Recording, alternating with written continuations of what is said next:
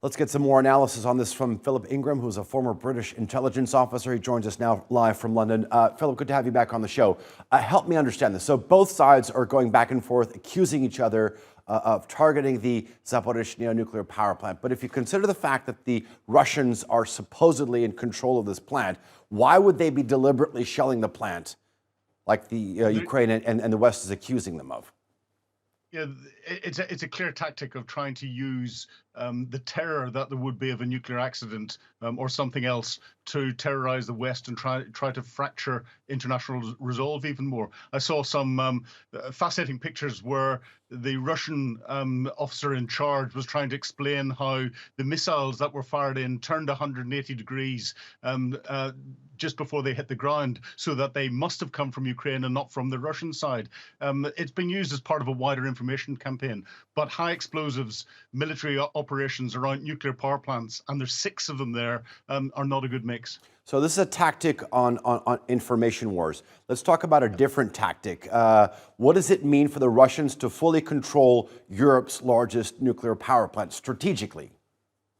Well, from a strategic perspective, there's a number of things that are good for Russia. First of all, it supplies 20% of all power to Ukraine. So they're controlling power that's not just in the areas that they occupy, but also elsewhere. And then you've got the nuclear blackmail option that's there that is not just scaring the people of Ukraine, but would have massive implications across the world. This would be significantly worse if there was an accident there than what happened at Chernobyl. It's got the potential to do that. So, I know a lot of firms across the whole of Europe are looking at their contingencies and what would happen if there was a massive accident that's there, or a release that was caused deliberately. And the Russians know this, and that's why they're playing it very, very carefully with all of their other international tools that they're using, from the grain exports to the energy supply to everything else, because they're trying to fracture the very strong international resolve that is supporting the Ukrainians in helping to begin to defeat the Russians. So a fifth of the country's energy used to come from this plant, but this was sort of pre-war. Because of the war, many people have actually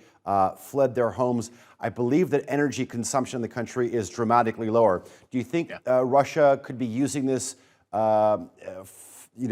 looking to see that energy consumption is going to go up with upcoming winter? They might want to siphon off the energy into their own grid. All's distinctly possible. It's a bargaining chip, and it's a very big bargaining chip. Okay. And the denials that are coming out. Why am I so openly saying that the Russians are not telling the truth? Because we can see the pictures that have been broadcast of Russian military vehicles around the plant, even though they're saying there's no Russian military deployed in around the plant. It's very obvious. It's clear Russian tactics in what they're doing, and they're trying to hold the world to ransom. When you read closer into what's going on in terms of the type of attacks that's going on at the Zaporizhzhia nuclear power plant, it's very interesting because wherever the attacks are coming from, it's not targeting sort of these the reactors themselves, which are extremely robust, and that's what the head of the IAEA said.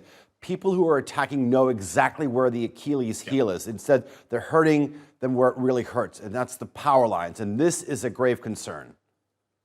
Yes, modern nuclear reactors, and these are modern nuclear reactors, can withstand some massive impacts. Many of the new ones are designed to resist an aircraft crashing into them. But it's those elements, those control elements, the power elements that are controlling the cooling plants for the radioactive waste and everything else that are the critical pieces, and would not just shut the whole plant down, but could turn it into something that is going into an overreaction, and therefore a meltdown situation that would bypass any of the protection, the physical protection from the container vessels that have been built into it. So they do know exactly where to hit to put that pressure onto the Western analysts and elsewhere. All right, Philip Ingram, always a pleasure having you on the show. Thank you very much for joining us here on the NewsHour.